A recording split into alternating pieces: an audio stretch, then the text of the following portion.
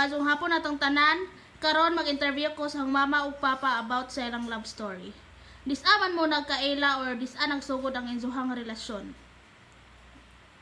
Nagsugod niya mga relasyon sa nanarbaho ko sa bakery sa Tubigon. Ako'y tindera og si Zapoy Baker og didto nag-ilhanay mi og didto natugkad na mo og ang kalawon sa among paghinalay. Ginsa man ninyo pag-maintain? Ang pag-maintain kung nagminahalay sa mong duha, ma-maintain jud ninyo ma-develop o usahay di man kalikayan ang naay mo rag wa masabti pero kailangan pod nga nay usa mo paubos og maong sa ngadto-ngadto nagka-dadyon na dyan mi. Ginsa man ninyo pag-handle kung mag-away mo? Natural naman ang away pero nati usa nga maopoy mo paubos kay di man dyan mo malambuon og di ta ka mao mo paubos.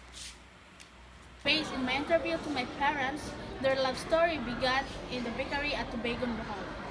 My father worked as a baker and my mother worked as a sales lady. They maintain or handle conflicts by prioritizing understanding each other. They believe that maintaining harmony requires both partners to set aside their pride and to love one another. Thank you. Accepting this interview, Jennifer. So let's start. Can you share with me the beginning of your relationship with your partner? And motto. Mayong gabi sa Inday. Kailang may sa ko ang pares. Text me mi sa una. Then, 8 years from now, 8 years, gikan nagkaroon. Katuig na mi. Text, sa ila. 2016. Text sa Barkada. Antod nagka-developan. So, yun sa man ninyo pag-maintain ang inyong relasyon today? Ano la, magkasinabot la. Sa puto ng usa, hilom ang usa. Sa puto ng usa, hilom gyapon ng usa. Sinabot agad kanunay, mauragod na. So, giunsa man ninyo pag-handle sa kanang kuante, kanang panagdikil ninyo or conflicts? Hindi na nagkumutingog kung mag-away mi day. Yun na. Kaya nga no, mag-away, init ang usa. Ang init ang ulo ang usa. Mga nagingon, gera, gubot sa kalibutan, char. Thank you for kuante, for sharing your love story. Maura to. Thank you.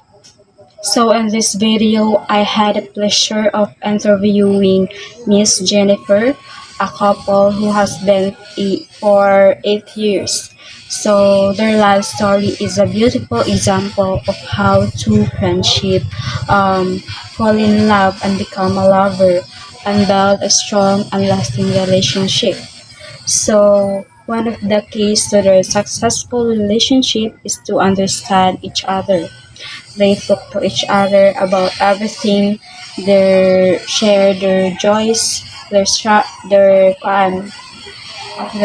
peers. They also make sure to spend quality time together. Today, guys. So I hope you learned something for this video. Thank you.